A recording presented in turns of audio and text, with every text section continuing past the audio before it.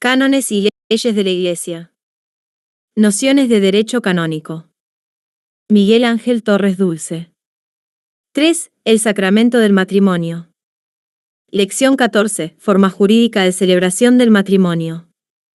Dimensión pública del matrimonio y necesidad esencial de la forma.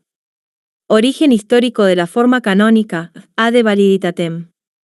Forma ordinaria, función del testigo cualificado, delegación para asistir al matrimonio como testigo cualificado, posibilidad de delegar en laicos.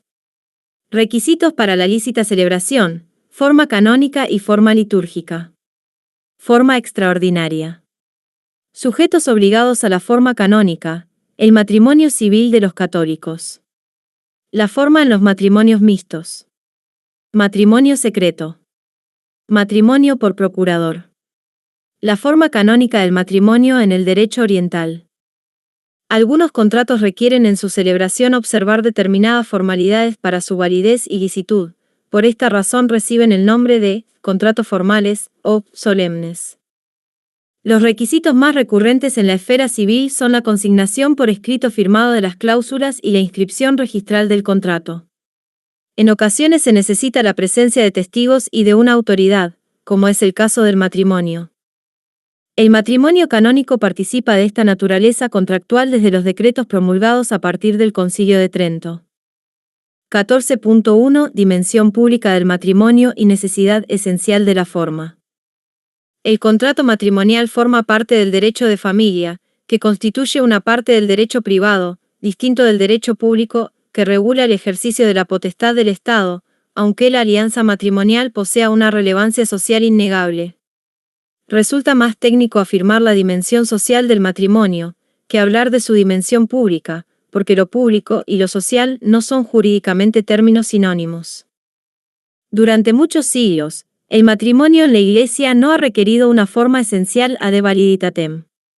La exigencia de una forma determinada es una ley eclesiástica, no lo demanda la esencia del matrimonio. También en este punto la redacción del epígrafe resulta algo equívoca, más que de una necesidad esencial de la forma, habría que hablar de una forma requerida por el derecho de la Iglesia para la validez jurídica del matrimonio. Cuestión distinta es la conveniencia de que el matrimonio tenga una determinada forma jurídica como prueba de su celebración. Sobre el matrimonio de los fieles inciden tres formas: la sacramental, la litúrgica y la jurídico-canónica. La forma sacramental son las palabras o signos necesarios para la validez del sacramento. La forma litúrgica regulada en los can. 1119 y 1120 y en el ordo para la celebración del matrimonio, ritual. La forma jurídico-canónica, que es la estudiada en esta lección, Capv, libro 4 del CIC. 14.2 Origen histórico de la forma canónica ad validitatem. Hasta el Concilio de Trento, año 1563, Decreto Tamezzi, no se requería una forma determinada para la celebración del matrimonio, aunque los matrimonios clandestinos, aquellos que no se celebraban públicamente en la Iglesia, acabaron declarándose ilícitos e incluso penados por el Concilio de Letrán con pena de excomunión, a 1215, para evitar los dobles matrimonios y la consiguiente inseguridad jurídica. El decreto Netemere, a 1907, Des Pio reguló de modo más técnico lo decretado por Trento, declarando la invalidez del matrimonio y no solo que fuesen contrayentes inhábiles quienes intentasen casarse sin la forma requerida. Por otra parte, el decreto admitió formas extraordinarias de celebración matrimonial. Esta regulación perduró en el Código Pío Benedictino y se mantuvo vigente hasta la posterior promulgación del Código actual. 14.3 Forma ordinaria, función del testigo cualificado. El C. 1108 establece la forma ordinaria de celebración del matrimonio canónico exigiendo la presencia de un testigo cualificado y de dos testigos comunes. Los testigos cualificados tienen que ser clérigos y estar facultados por el derecho para pedir y recibir el consentimiento de los contrayentes. La habilitación se rige por criterios de territorialidad y cabe la delegación. El canon señala que solamente son válidos aquellos matrimonios que se contraen ante el ordinario de yugar o el párroco, también ante un sacerdote o diácono, previa delegación de los anteriores. El canon precisa que asiste al matrimonio solo aquel que, estando presente, pide la manifestación del consentimiento a los contrayentes y la recibe en nombre de la Iglesia. La función del clérigo que asiste al matrimonio no es la de un simple testigo, presencial o pasivo, sino la de un representante de la Iglesia y del Señor ante quien los novios prestan su consentimiento matrimonial. 14.4 Delegación para asistir al matrimonio como testigo cualificado, posibilidad de delegar en laicos. La delegación efectuada por el ordinario del lugar o del párroco puede ser general o especial. Esta última ha de ser otorgada a una persona determinada, expresamente concedida y para un matrimonio determinado. Cabe también la suplencia de la facultad de asistir al matrimonio mediante la aplicación del C-144. Si se diera error de hecho o de derecho o duda positiva y probable, de derecho o de hecho, en la delegación, la Iglesia lo suple, tanto si falta la potestad ordinaria como la delegada. El C-1112 regula un supuesto de delegación otorgada a fieles laicos, donde no haya sacerdotes ni diáconos. El obispo diocesano, con el voto favorable de la Conferencia Episcopal y licencia de la Santa Sede, puede delegar en laicos para que asistan a los matrimonios. Han de ser laicos idóneos capaces de instruir a los contrayentes y aptos para celebrar debidamente la liturgia matrimonial. En tales casos el derecho equipara a estos fieles con los testigos cualificados. 14.5 Requisitos para la lícita celebración, forma canónica y forma litúrgica. Además de los requisitos de validez, se han previsto otros de licitud en la celebración de los matrimonios canónicos. Unos miran a que se reciba sin impedimentos como el expediente o las proclamas, otros requisitos se prevén para una recepción fructuosa, como la exigencia de la confirmación y la conveniencia de que los novios reciban los sacramentos de la penitencia y de la Eucaristía. En cuanto al lugar, ha de celebrarse en una iglesia parroquial, aunque puede celebrarse en otra iglesia u oratorio con licencia del ordinario del lugar o del párroco. Son también preceptivas las formalidades subsiguientes a la celebración, como la firma del acta matrimonial y la inscripción registral en el libro de matrimonios, con anotación en el de los bautismos. 14.6 Forma extraordinaria. El 1116 regula la forma extraordinaria del matrimonio canónico para los casos en que no haya nadie competente para asistir al matrimonio o no se pueda acudir a él sin grave dificultad, en cuyo caso puede encontrar matrimonio válido y lícito ante solo los testigos en dos supuestos. 1. En peligro de muerte. 2. Si la situación se prevé, prudencialmente, que va a prolongarse durante al menos un mes. En estos casos se establece un requisito de licitud consistente en la presencia junto a los testigos de un clérigo, sacerdote o diácono no facultado para celebrarlo. 14.7 Sujetos obligados a la forma canónica. Quedan sujetos a observar la forma ordinaria del CIC. 1. Los contrayentes católicos. 2. Cuando al menos uno de los contrayentes está en la situación anterior y desea contraer matrimonio con persona no católica, si desea casarse con un fiel ortodoxo, la observancia de la forma es solo un requisito de licitud. Fuera de peligro inminente de muerte, únicamente es competente el romano pontífice para dispensar de la forma. Todo fiel católico debe observarla, aunque se haya apartado de la Iglesia por un acto formal, apóstatas, a tenor de lo dispuesto en el Motu Proprio Omnium in Mentem, 2009. 14.8 El matrimonio civil de los católicos. En algunos estados el ordenamiento jurídico contempla como única forma de celebración del matrimonio la civil.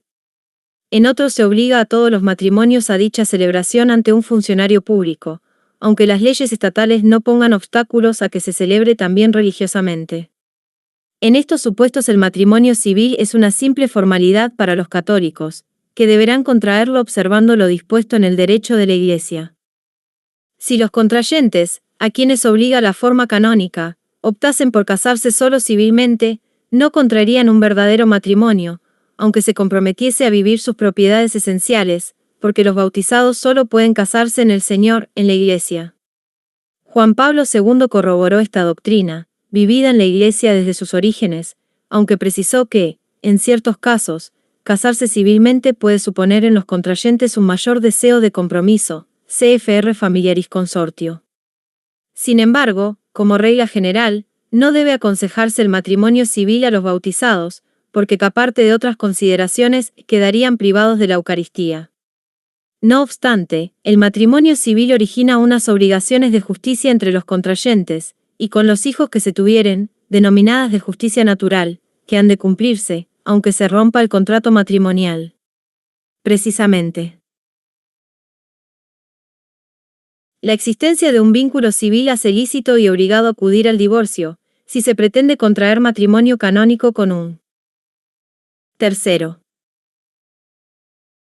Si los novios bautizados optan por casarse civilmente o por los ritos de otra confesión, algunos autores sostienen que estaríamos en presencia de un matrimonio existente, aunque inválido por la exigencia de la forma canónica, de modo que podrían acudir a la jurisdicción canónica para que declarase en su caso la nulidad de tales nupcias, solución que se entiende preferible a la de considerar nulo en conciencia su enlace. 112. Sin embargo, resulta contradictorio considerar un matrimonio existente y a la vez nulo. Lo más procedente es verificar civilmente la ruptura mediante el divorcio o por las vías confesionales oportunas. 14. 9. La forma en los matrimonios mixtos. Se trata de matrimonios mixtos no comprendidos en la forma ordinaria, es decir, cuando lo contrae un fiel católico con otro fiel acatólico bautizado, con la salvedad señalada para los matrimonios con cristianos orientales, en los que la inobservancia de la forma causa ilicitud, no invalidez. El principio general es que debe observarse la forma canónica ordinaria prevista en el CIC como condición de validez, pero cabe la dispensa por el ordinario del fiel católico ante dificultades graves, consultando con el ordinario del lugar en el que vaya a celebrarse el matrimonio y cuidando para la validez del mismo que la celebración sea pública, ante un ministro de otra confesión o un funcionario público. CFRC 1127. En el motu propio publicado en 1984 por la Conferencia Episcopal Española, se consideran dificultades graves la oposición firme del cónyuge no católico o de sus familiares, las leyes civiles del cónyuge acatólico y otras similares. Las conferencias episcopales son las competentes para determinar el modo en el que deben celebrarse estos matrimonios y también establecer las normas para que la dispensa de la forma se haga con unidad de criterio. En concreto debe constar la declaración de la parte católica de alejar todo peligro de perder la fe y la grave obligación, bajo promesa, de que hará todo lo posible por bautizar y educar a la prole en la fe católica. La parte católica dejará también constancia escrita de haber recibido información de no excluir los fines y propiedades esenciales del matrimonio y de los imperativos de conciencia que le impone la fe al cónyuge católico. La regulación actual del CIC ha mantenido la necesidad de observar la forma de validitatem en estos matrimonios, por lo que técnicamente no se entiende por qué no lo incluye como un impedimento, sino tan solo si uno de los contrayentes no está bautizado. Disparidad de cultos. El anterior código distinguía entre impedimentos impedientes, los que provocaban la ilicitud del matrimonio, y dirimentes o invalidantes. 14.10. Matrimonio secreto. No se trata de una forma extraordinaria de celebración del matrimonio canónico, sino de un modo peculiar de celebrarlo, observando la forma canónica ordinaria. Se requiere autorización del ordinario del lugar y causa grave y urgente, que apreciará discrecionalmente el propio ordinario autorizante. Las investigaciones preliminares se llevarán también en secreto, que han de guardar todos los que asistan al mismo, y se escribirá en un registro especial guardado en el archivo secreto de la curia correspondiente. La obligación de guardar secreto cesa para el ordinario del lugar, si hay peligro de escándalo grave o de grave injuria a la santidad del matrimonio y ha de advertirlo a las partes antes de la celebración de la boda. 14.11. Matrimonio por procurador. El código establece en el C. 1104 que para contraer válidamente matrimonio ambos contrayentes deben estar presentes en un mismo lugar, bien sea personalmente o por medio de un procurador. El procurador es una figura jurídica instituida para hacer las veces de la parte a la que representa.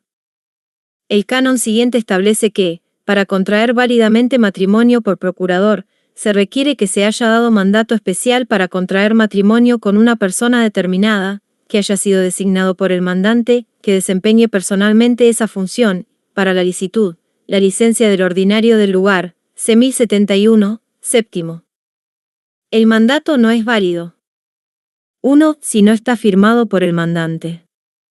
2. Y por el párroco o el ordinario del lugar donde se dé el mandato o por un sacerdote delegado por uno de ellos, o por 2 testigos, o mediante documento auténtico a tenor del derecho civil.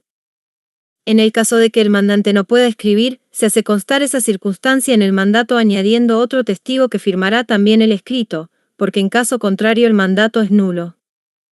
Si antes de ejercer su función el procurador, el demandante revoca el mandato o cae en demencia, el matrimonio es inválido, aunque el procurador o el otro contrayente ignorasen esas circunstancias. Un caso diverso es el matrimonio contraído mediante intérprete. El párroco no debe asistir a estos matrimonios, si no le consta la fidelidad del intérprete, su competencia y veracidad, Vitce 1106. 14.12. La forma canónica del matrimonio en el derecho oriental. Las iglesias católicas orientales conservan tradiciones peculiares reflejadas en los can. 824 y ss. Del CCEO. Las más significativas son: 1. El sacerdote celebrante es ministro del sacramento. 2. La facultad para bendecir el matrimonio puede ser ordinaria, delegada o suplida, casos de error o duda. 3. Los diáconos no pueden celebrar la forma ordinaria. 4. Los patriarcas gozan ipso iure de la facultad de bendecir los matrimonios de sus fieles en cualquier lugar en que se celebre, basta que lo sea uno de los contrayentes. 5. Como norma general, ha de celebrarse ante el párroco del esposo. 6. La dispensa de la forma se reserva a la Santa Sede o al patriarca competente, que no la concederán sino por causa muy grave. Lección 15. Nulidad, convalidación, privilegio de la fe y separación de los cónyuges. Legitimidad del planteamiento de una causa de nulidad.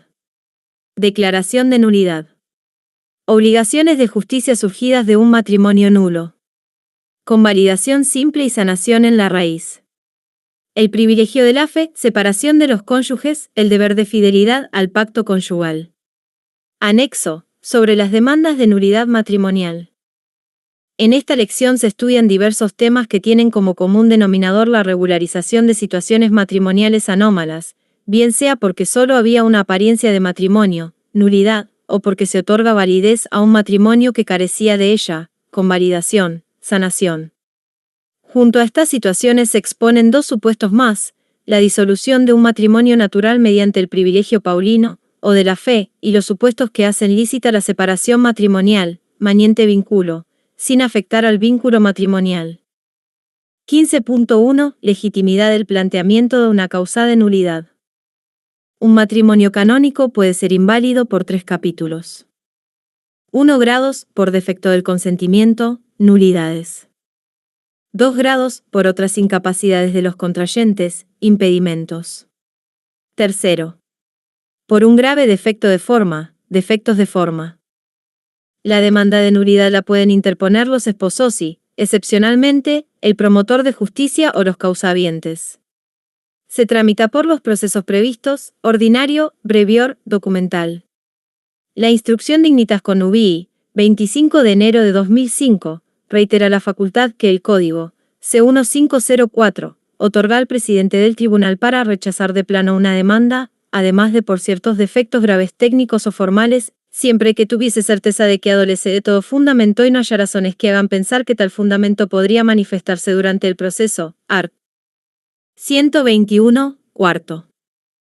Las novedades de la citada instrucción consisten en concretar 2 casos: si el hecho alegado carece de fuerza invalidante, no encaja en ninguno de los capítulos de nulidad del CIC, o por manifiesta falsedad, art. 124. La otra novedad legislada consiste en que el presidente puede disponer una investigación previa sobre el fondo de la causa, si pareciese carecer de todo fundamento o para valorar la posibilidad de que aparezca durante el proceso, art. 120, segundo. Una demanda puede ser ilegítima porque no cumple los requisitos formales y también porque no lo sea materialmente, es decir, porque no responda a la verdad de los hechos o sea incongruente. Los defectos de forma suelen ser subsanados a instancia del tribunal y los defectos materiales provocar el rechazo de oficio de la demanda o de la pretensión jurídica en la sentencia, generalmente, por insuficiencia de la prueba propuesta. 15.2. Declaración de nulidad. La declaración de nulidad de un matrimonio canónico es una declaración judicial con la que se pone fin a un proceso específico, el proceso de nulidad matrimonial. La declaración se considera firme cuando no es apelada o existen 2 sentencias confirmatorias en caso de apelación. Se trata de sentencias declarativas en las que se concluye que el matrimonio, y por tanto el vínculo matrimonial, no llegó a constituirse, porque existía un defecto en el consentimiento de uno o de ambos contrayentes.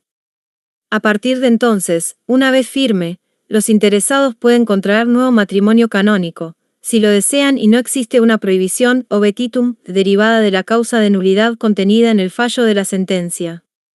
Una vez declarado nulo, debe comunicarse al párroco del lugar donde se celebró matrimonio, para que se haga la correspondiente anotación en los registros de matrimonio y de bautismo, C. 1123.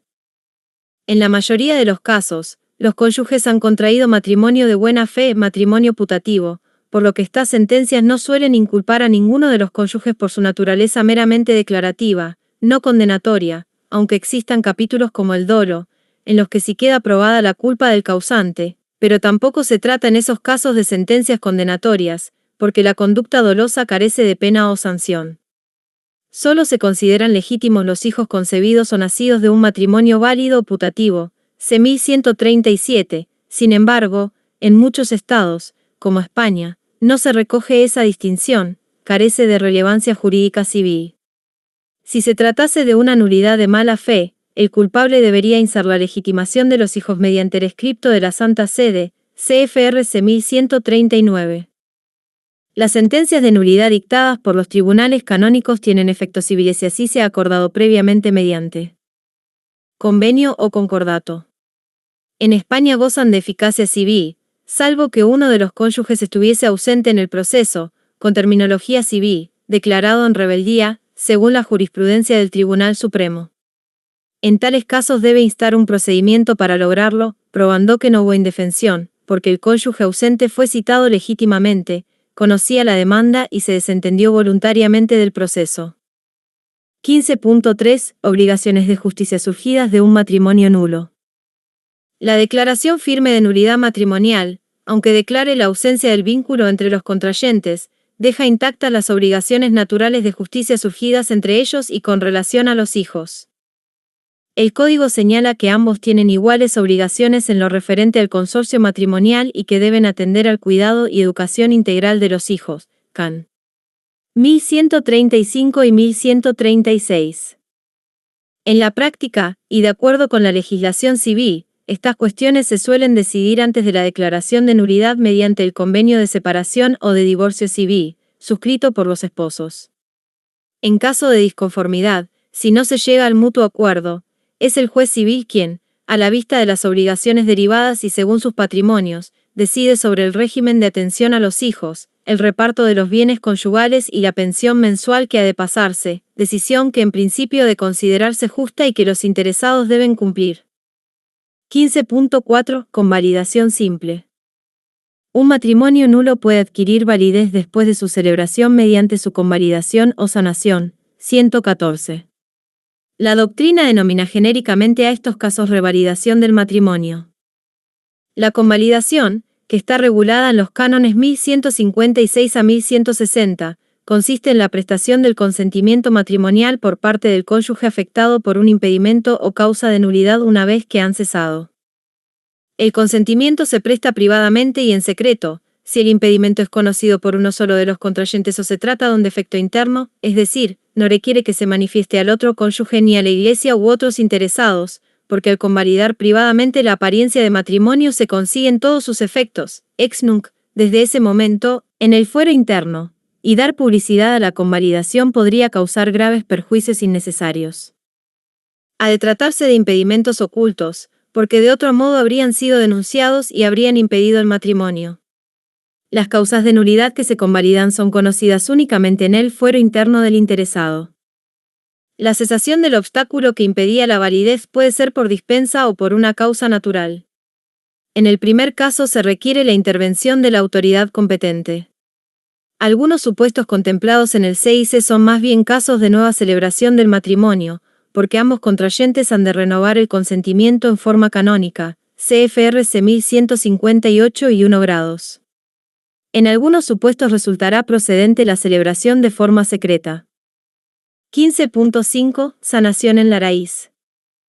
Es una decisión de la autoridad eclesiástica competente por la que se da validez a un matrimonio nulo por defecto de forma o en el que concurrieron ciertos impedimentos, cesados o dispensables. Requiere que se haya prestado un consentimiento naturalmente válido, que ambos contrayentes quisiesen casarse y que ese consentimiento no se haya revocado al tiempo de la sanación. La autoridad competente es el obispo diocesano, salvo que se trate de dispensas reservadas o de impedimentos de derecho natural o divino positivo que ya hayan cesado, materias sobre las que decide la Santa Sede. Los efectos jurídicos se retrotraen al momento de la celebración, fictio iuris, effecto sextung. Un supuesto de sanación de cierta aplicación práctica consiste en la dispensa de la forma canónica de matrimonios civiles contraídos entre bautizados, si uno de los interesados lo pide, por ejemplo, por el deseo de recibir los sacramentos, y la otra parte no se opone, especialmente a lo que exige la Iglesia sobre la educación de los hijos, aunque no desee practicar la fe. Se ha propuesto, como reforma legislativa, la sanatio in radice iure, que la contemple el CICE en ciertos casos y se aplique sin necesidad de un acto de la autoridad. Se construiría sobre la base de una presunción iuris et de iure, si no hay prueba en contra, de que la continuación de la convivencia como esposos supone siempre un consentimiento naturalmente suficiente. Se trataría de casos en los que ya no existe lesión de bien jurídico alguno, la voluntad matrimonial naturalmente suficiente persevera y se traduce en una vida conyugal normal. 15.6. El privilegio de la fe. El privilegio de la fe determina la disolución de algunos matrimonios no sacramentales, si los dos o uno de los cónyuges no están bautizados, en virtud de la suprema potestad que Cristo confirió al Papa, para salvaguardar el bien de la fe del bautizado. El Código regula dos modalidades. 1. El amado privilegio paulino, denominado así porque alude a él San Pablo en una de sus cartas, 1 Co 7, 12, se refiere a los matrimonios contraídos por dos personas no bautizadas. Pueden disolverse a favor de la fe del cónyuge converso bautizado, si decide contraer nuevo matrimonio con parte católica, después de que se le hayan hecho las interpelaciones contenidas en el 1144, si desea recibir el bautismo y cohabitar pacíficamente con la parte bautizada sin ofensa del Creador. En caso de negativa, procede el privilegio paulino y el matrimonio anterior, si era un matrimonio natural, se disuelve en el momento de contraer el nuevo. La novedad del Código frente a la regulación anterior consiste en que el ordinario de yugar puede dispensar de contraer matrimonio con parte no católica o incluso no bautizada, siempre que se observen las garantías establecidas en el Código para los matrimonios mixtos. En muchos supuestos no debería hacer falta acudir a este privilegio, si resultase probado que no hubo un matrimonio natural precedente, sino una simple cohabitación cuasimarital, CFR anexo sobre el matrimonio natural. 2. Otros supuestos regulados en el Código se han agrupado bajo la expresión de privilegio petrino, porque es el romano pontífice en virtud de su suprema autoridad quien decide o no la disolución de ciertos matrimonios no sacramentales, que se hallan en una situación distinta a la contemplada en el epígrafe anterior. Desde el año 1537 existen constituciones apostólicas en la Iglesia para regular estos supuestos. El Código regula el caso de los polígamos bautizados y los casos de poliandria, instando al cónyuge a elegir de entre aquellos con los que ha convivido, permitiéndole contraer matrimonio canónico una vez que se provean las necesidades del resto y se observen la forma canónica y las garantías de los matrimonios mixtos. Cabe hacer aquí la misma observación anterior. No cabe hablar de matrimonio natural en los casos de poligamia o poliandria. También regula el Código los supuestos de matrimonios no consumados de conversos bautizados a los que no es posible cohabitar con su cónyuge por causa de cautividad o persecución. No se aplican las normas del matrimonio rato, porque no se han contraído en la Iglesia. En estos casos pueden contraer nuevo matrimonio, aunque la otra parte hubiera recibido mientras tanto el bautismo. Existen otros supuestos no codificados de disolución de ciertos matrimonios por concesión expresa del Papa. La Sagrada Congregación para la Doctrina de la Fe publicó en 1973 una instrucción al respecto acompañada de normas procesales. 15.7. Separación de los cónyuges. La separación conyugal es la suspensión por justa causa del derecho deber de convivencia entre los esposos. El vínculo conyugal permanece, a diferencia de los supuestos de disolución, y por ello también subsisten los derechos y deberes propios del matrimonio, aunque algunos como la cohabitación en estado de suspensión en tanto en cuanto se ven afectados por la separación conyugal. Las causas legítimas de separación contempladas en el Código son: 1. Adulterio. 2. Grave peligro físico o espiritual para el cónyuge o los hijos. 3. Otras conductas que hagan excesivamente dura la vida en común. puede ser perpetua o potestativa en caso de adulterio o temporal. La razón de por qué el adulterio puede dar lugar a una separación perpetua estriba en que supone un atentado directo al deber de fidelidad y, en definitiva, al amor conyugal, una de cuyas características es la exclusividad, que queda lesionada para siempre. Si las demás causas desaparecen, surge la obligación de restablecer la convivencia matrimonial. El Código anima al perdón, expreso o tácito, en caso de adulterio, pero entiende legítimo no perdonar al adúltero por razones de justicia. El perdón es una gracia, no se tiene derecho a él, no es algo exigido por la justicia y hay supuestos en los que el adulterio puede llegar a imposibilitar, psicológicamente, la vida conyugal. Conviene distinguir entre el perdón moral por la acción cometida y la obligación de reanudar la convivencia matrimonial. Aquel siempre es cristianamente exigible, lo segundo, no. Se pierde el derecho a la separación, si el adulterio se consiente, si se es causa del mismo o es recíproco. Hay perdón tácito, si después de conocerlo prosigue el trato marital, y se presume el perdón, si durante 6 meses, una vez conocido el adulterio, continúa la convivencia entre los esposos sin haber recurrido ante la autoridad eclesiástica o civil. Hubiera sido preferible que el Código no utilizara en este contexto el término perdón, por las connotaciones morales señaladas, y se limitase a hablar de la vigencia o pérdida del derecho a la separación. La separación matrimonial está contemplada en el Código como un procedimiento de justicia frente a diversos comportamientos lesivos, culpables o no, que afectan a los bienes del matrimonio. Puede haber casos en que lo prudente sea que los esposos no vivan juntos, sin que se dé técnicamente una separación. Por eso cabe hablar de separaciones de hecho y de derecho y las primeras pueden ser justas o injustas. Conviene recordar que los esposos tienen mutuamente la obligación de ayudarse y de mantener en lo posible la convivencia. Ante enfermedades graves y peligrosas puede cesar la obligación de la convivencia e incluso surgir el deber de separarse de facto, pero eso no equivale a una separación jurídica. En algunos países la Iglesia no lleva las causas de separación de los matrimonios canónicos, porque se ha accedido, mediante el oportuno convenio concordato, a que se tramiten civilmente.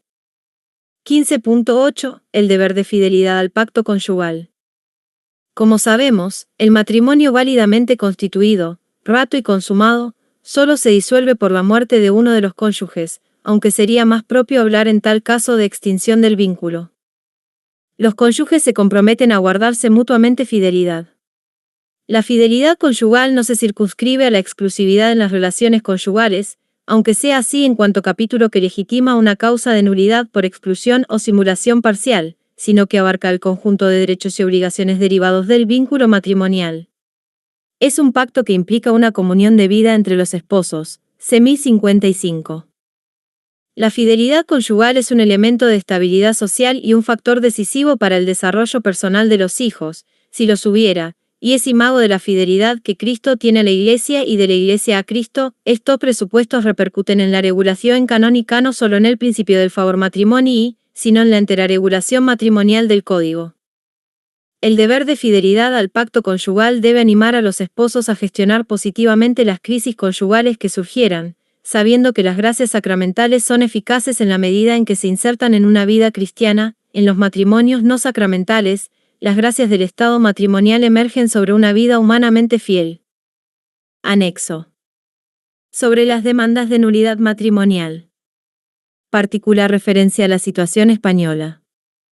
La legitimidad y conveniencia de interponer o no una demanda de nulidad matrimonial canónica es una cuestión que interesa no solo a los canonistas, sino a cualquiera que pueda hallarse frente a una convivencia matrimonial rota, y un tema que afecta tanto al plano jurídico como al moral.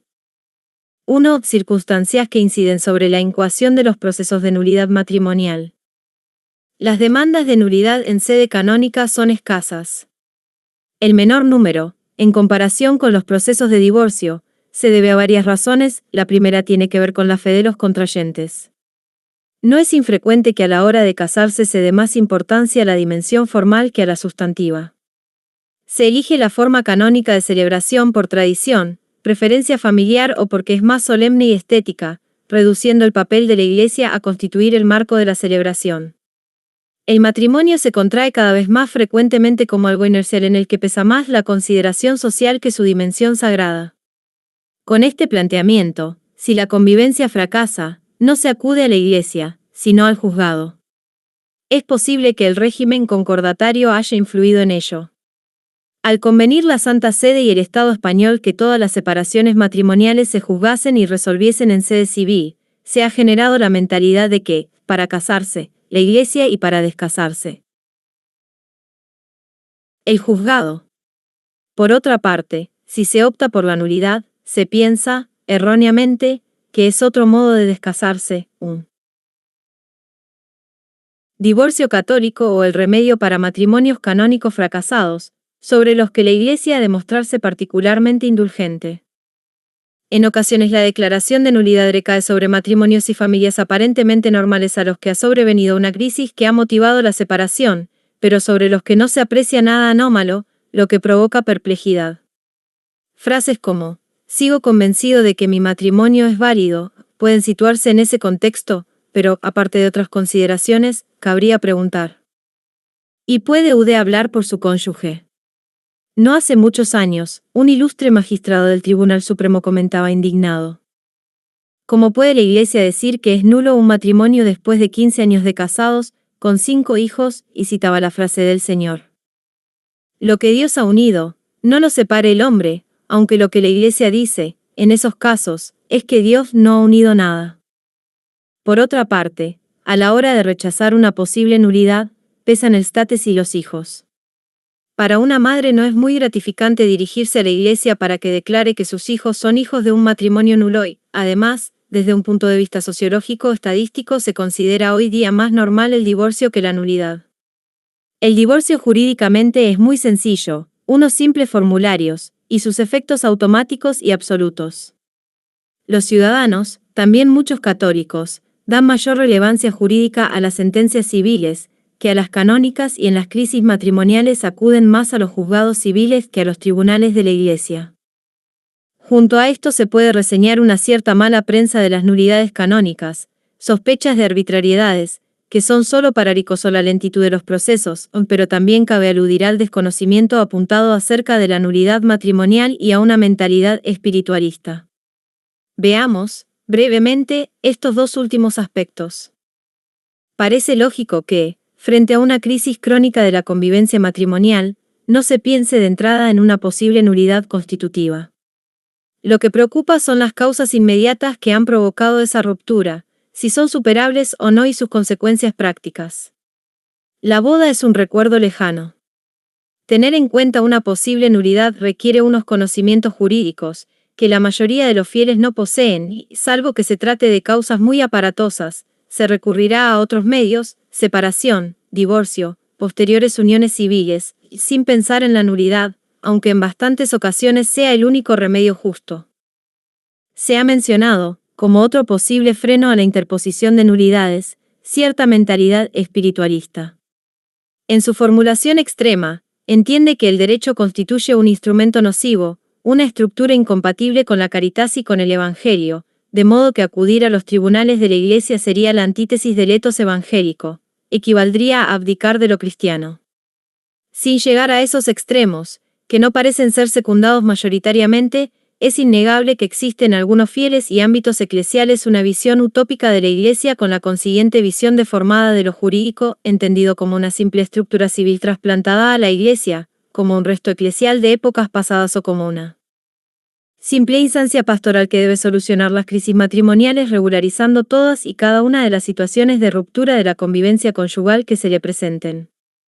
Quizás se olvida que el derecho busca la verdad, que la verdad está en el núcleo del amor y que el amor reclama ser ordenado, justo. Sin justicia el amor queda desfondado, circunscrito al mundo versátil de los sentimientos. Otra variante de la corriente espiritualista es considerar erróneamente el proceso de nulidad como una cuasi confesión sacramental. Si bajo juramento declaro que en conciencia mi matrimonio es nulo, la Iglesia debe confirmarlo. 2. Motivaciones más frecuentes. Hasta aquí se han referido algunas de las circunstancias que llevan a ignorar o rechazar el planteamiento correcto de una posible nulidad matrimonial en sede canónica. Ahora podemos señalar las motivaciones más frecuentes que llevan a plantearla. La más recurrente es el deseo de legitimar situaciones de convivencia irregulares o de evitar que se produzcan, si se ha conocido una persona con la que se ve factible un proyecto matrimonial. Es frecuente que estas demandas sean fruto de una conversión impulsadas por un sacerdote u otro fiel que conoce la situación matrimonial irregular de quien desea vivir de un modo acorde con la fe. No faltan demandantes que desean la nulidad, porque lo exige su nueva pareja como conditio sine qua non para continuar la relación. En estos casos hay un mayor riesgo de que la parte interesada no sea veraz. Suele aparecer, a veces latente, una posición pseudo-pastoralista, desconocedora de la finalidad de las causas de nulidad en la Iglesia, según la cual todo matrimonio fracasado debe declararse nulo, invocando la suprema lex eclesiástica, la salus animarum. A la inconsistencia de esta mentalidad han aludido los últimos papas con frecuencia en sus alocuciones anuales con ocasión de la apertura del año judicial en Roma. Otras veces se postula la nulidad para que la Iglesia dictamine y aclare una situación de incertidumbre o por el deseo de que no exista ningún lazo de unión con quien se juzga causante de una situación sumamente amarga y frustrante. No faltan, en fin, motivos menos nobles de venganza o interés. 3. Elementos de juicio. ¿Qué elementos deben tomarse en consideración para demandar la nulidad de un matrimonio canónico? ¿Cuándo debe considerarse justa esa pretensión y moralmente recta? Deben concurrir 4 elementos. 1. El fracaso de la convivencia matrimonial. 2. La existencia de indicios razonables de nulidad. 3. La imposibilidad o rechazo de una convalidación o sanación. 4. La intención de obtener una resolución judicial justa. El primero es un dato de facto, los dos siguientes se refieren más directamente al orden jurídico y el cuarto, al ámbito moral. Veamos un poco más detenidamente su alcance. 3.1. Fracaso de la convivencia matrimonial. Plantear una demanda de nulidad tiene como presupuesto fáctico el fracaso de la convivencia matrimonial. Cuando se rompe voluntariamente la convivencia, no se desea restablecer y la situación se asume como irreversible. Los esposos o uno de ellos han llegado a tal extremo, que no solo postulan la separación, sino que, si estuviese en su mano, cortarían toda vinculación existente. Es cierto que la Iglesia invita a procurar la reconciliación y a reanudar la vida matrimonial, pero es consciente de que eso no ocurre siempre. Es entonces cuando conviene preguntarse por la posible existencia de un defecto invalidante del consentimiento. Interesa en estas situaciones recordar que una posible nulidad es independiente de la culpa que hayan tenido los cónyuges en la ruptura de la convivencia. La conducta anómala o incluso inmoral que se haya tenido durante el matrimonio no es un obstáculo para la demanda ni la convierte en fraudulenta o ilícita, incluso puede ser síntoma de una causa de nulidad, ni siquiera haber instado, sin causa suficiente, una separación judicial previa o el divorcio privan de ese derecho. 3.2. Indicios razonables de nulidad. Si se produce una situación de ruptura irreversible, lo más recomendable es acudir a un experto, aunque no se tenga ninguna sospecha de nulidad, porque los capítulos de nulidad no siempre aparecen patentes para los interesados y muchos poseen unas características técnico-jurídicas desconocidas para la mayoría de los fieles. Es una cuestión del matrimonio que conviene dilucidar con especial urgencia, si se han contraído posteriores uniones irregulares o se pretende contraerlas. Para interponer una demanda de nulidad basta que se tengan indicios razonables, es decir, objetivos, no se requiere certeza o un convencimiento pleno. Esa certeza se exige solo al tribunal para dictar sentencia. A modo de ejemplo constituyen indicios razonables la brevedad de la convivencia matrimonial, antecedentes o manifestaciones de desequilibrios psíquicos, determinadas circunstancias que imposibilitan la entrega, poner condiciones al consentir, excluir alguno de los bienes del matrimonio, como la prole o la fidelidad. Haberse casado por un embarazo prematrimonial o tratarse de personas notoriamente irreflexivas o irresponsables. 3.3. Imposibilidad o rechazo de convalidación. Algunas causas de invalidez son sanables por aquel del que traen causa, en cuyo caso se habla de convalidación o por la potestad de la Santa Sede o del Obispo y se denominan entonces supuestos de sanatio in radice. No puede interponerse una nulidad basada en defectos convalidados o sanados. Hay defectos que son insanables, como la consanguinidad en línea recta, otros admiten la sanación, como excluir la indisolubilidad. La convalidación es un acto jurídico personal del cónyuge al que afecta el defecto y ha de ser siempre expresa, una renovación del consentimiento tal y como lo pide la Iglesia. No caben las convalidaciones presuntas. El modo de efectuarla, solo en el fuero interno o también en el externo, variará según la clase de invalidez y el grado de publicidad del defecto. 3.4. La intención de obtener una resolución judicial justa. La intencionalidad requerida para demandar una nulidad consiste en la voluntad de dilucidar la existencia del vínculo conyugal. Convierte en inmoral una demanda la falsedad en lo alegado o en los medios de prueba presentados. Si se descubre, haría ineficaces las resoluciones mediante la petición de un nuevo examen de la causa, C. 1644 ISS. En estos casos el demandante no quedaría desvinculado matrimonialmente en el fuero interno, como tampoco, si el fraude procede de la parte demandada. No posee la misma gravedad moral presentar pruebas falsas de hechos ciertos, aunque jurídicamente puedan ocasionar los efectos referidos. La demanda queda contaminada solo moralmente, si se interpone por ánimo de venganza o por otra causa inmoral, VGR, por ánimo de lucro. Hay ocasiones excepcionales en las que lo obligado moralmente es no demandar la nulidad. Por ejemplo, aunque llegue a conocimiento del ordinario la nulidad de un matrimonio, debe mantenerla oculta, si los esposos viven de buena fe y pudiera acarrearles un grave daño, sobre todo espiritual, siempre que se trate de un defecto insanable y no haya peligro de que la causa de invalidez sea conocida, VGR. Consanguinidad desconocida por los interesados. Incluso aunque los esposos conozcan la existencia de un defecto invalidante, si se comprometen a vivir sin relaciones conyugales y no hay peligro de escándalo, puede la autoridad eclesiástica tolerar la convivencia entre ellos y mantener el estatus matrimonial. El animus, por tanto, para interponer una demanda de nulidad matrimonial ha de ser el deseo de dilucidar la existencia del vínculo conyugal. De su existencia depende la sacramentalidad y los bienes del matrimonio. Esa intencionalidad es la moralmente recta, aunque necesite para su eficacia jurídica de los otros tres elementos citados. 4. Conclusiones. 1. La interposición de una demanda de nulidad matrimonial es un derecho deber de los cónyuges. 2. Para que una demanda de esta naturaleza sea jurídicamente admisible debe concurrir el fracaso de la convivencia matrimonial, considerado irreversible, y algún indicio razonable de nulidad no subsanado. 3 de enero. El ámbito moral se requiere la intención de alcanzar la verdad sobre el mutuo consentimiento, sobre la existencia del vínculo conyugal, mediante la oportuna declaración judicial. 4. Para la validez jurídica y moral de la interposición no se requiere ausencia de culpa en la ruptura de la convivencia matrimonial. Epílogo. La actitud frente a la nulidad matrimonial depende en buena medida de la consideración que se tenga no solo del matrimonio, sino también de la persona, como señalaba el Papa Juan Pablo y el 29 de enero del 2004 a los componentes del Tribunal de la Rota Romana. No puede olvidarse que una consideración auténticamente jurídica del matrimonio reclama una visión metafísica de la persona humana y de las relaciones conyugales. Sin este fundamento ontológico, la institución matrimonial se convierte en una sobreestructura extrínseca, fruto de las leyes o de los condicionamientos sociales, que limita la libre realización de la persona.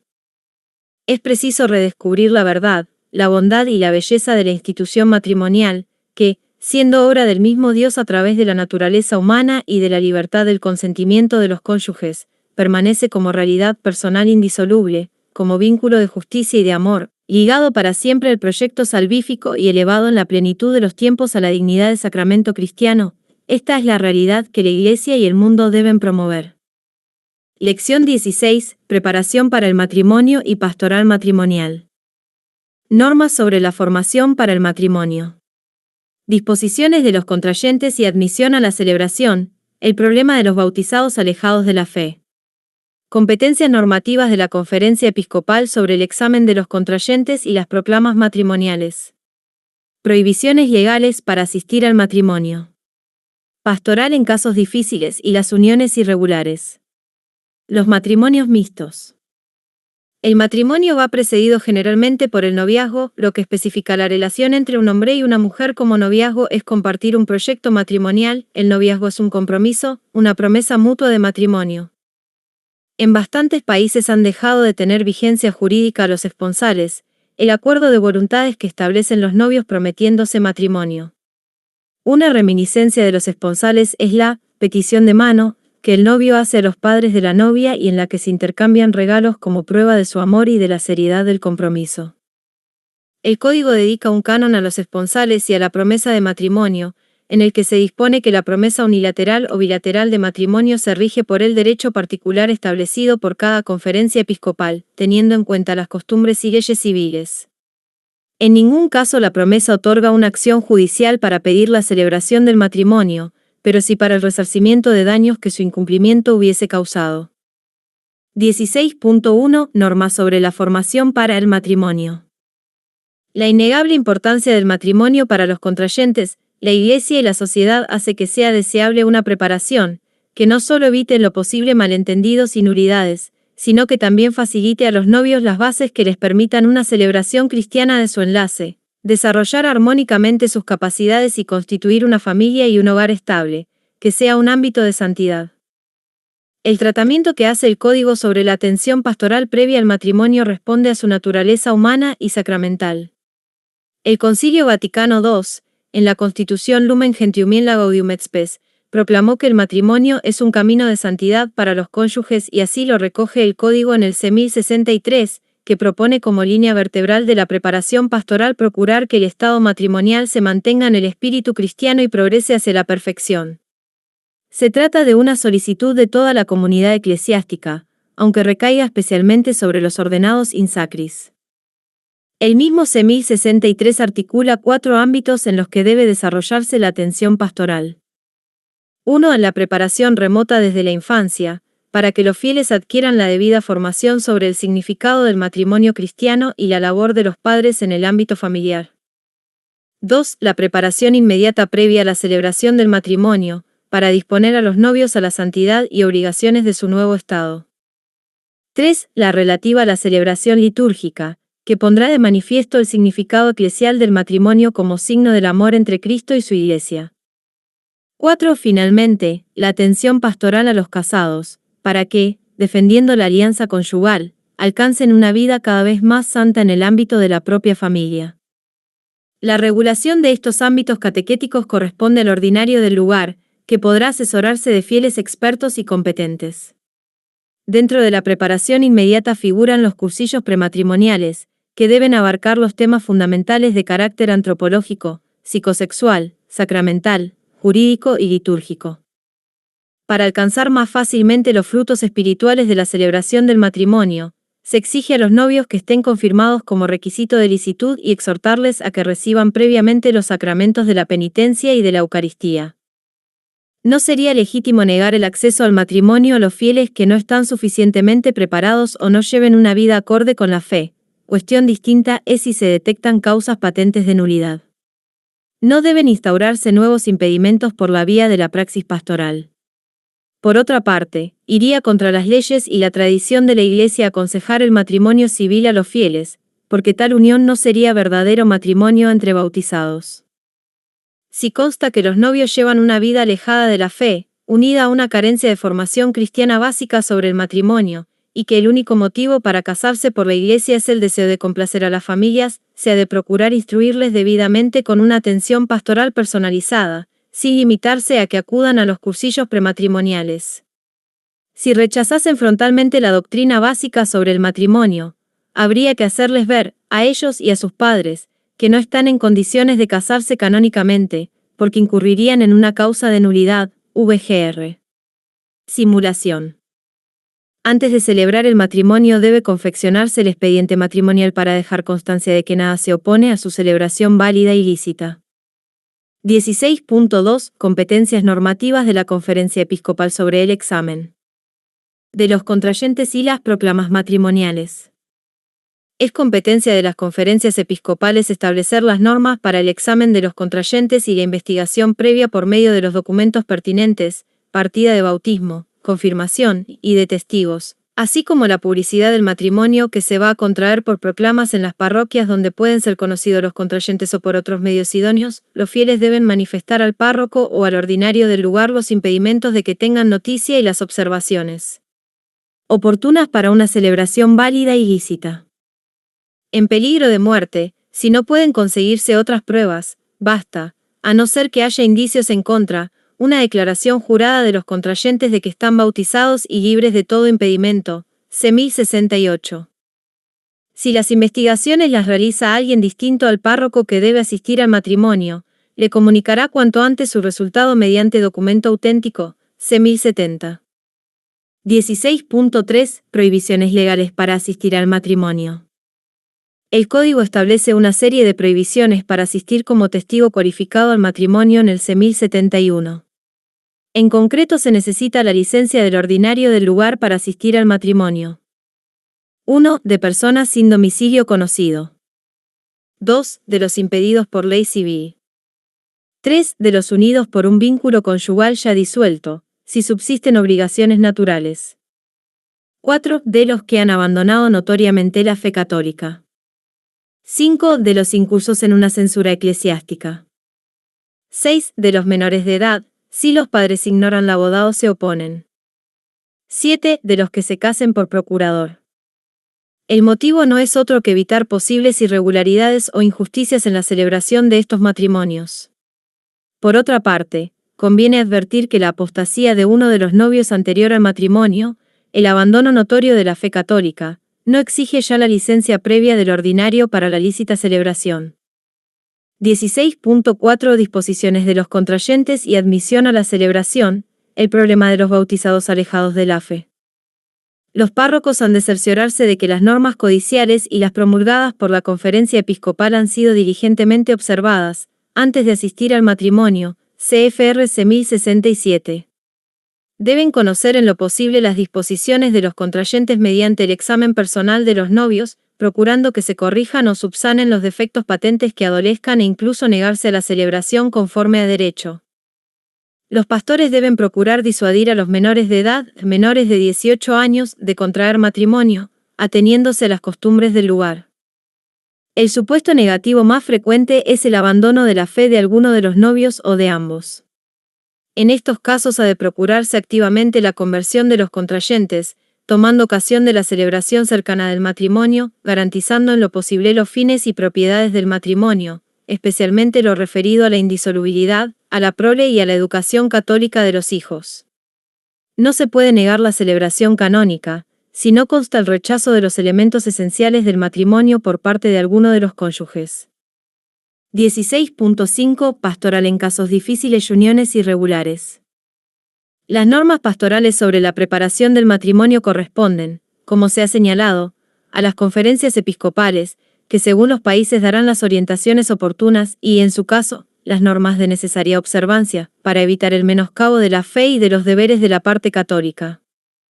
Supuestos difíciles son todos aquellos que no se resuelven con la praxis habitual, como cuando se deduce que alguno o ambos contrayentes, por su modo de vida o mentalidad, mantienen ciertos errores u oposición acerca del matrimonio, aunque manifiesten lo contrario. También cuando se consolidan situaciones contrarias al matrimonio, que pretenden ser alternativas justificadas y piensan que pueden recibir la Eucaristía. En los países del primer mundo se da un creciente rechazo de cualquier formalidad o compromiso, que lleva a optar por una simple unión de hecho o, a lo más, por un matrimonio civil. A esto se añade el mayor número de bautizados divorciados que conviven maritalmente o se unen civilmente, situaciones a las que el derecho civil otorga carta de legitimidad, equiparándolas al matrimonio canónico en su regulación. La Iglesia debe acoger a cuantos fieles lo deseen y darles la oportuna formación, especialmente a quienes se han autoexcluido de la Eucaristía, a la vez que les recuerda que no pueden recibirla hasta que se arrepientan debidamente y se comprometan a vivir de un modo acorde con la fe. Conviene que en las distintas instancias pastorales, especialmente en las parroquias, se habiliten los agentes y los medios oportunos para ayudar a resolver estas cuestiones, hasta la integración de quienes atraviesan una situación canónica irregular. La exhortación postsinodal Amoris Laetitia, 2016, trata extensamente estas cuestiones, exhortando a la integración eclesial de quienes se encuentran en situaciones de particular dificultad, mediante el acompañamiento, la gratuidad y el discernimiento, CFR, capítulos B y 7. 16.6. Los matrimonios mixtos. Se requiere licencia del ordinario del lugar para los matrimonios mixtos, los celebrados entre parte católica y un fiel bautizado perteneciente a otra confesión cristiana. El CIC dedica un capítulo el sexto del título dedicado al matrimonio, a los matrimonios mixtos.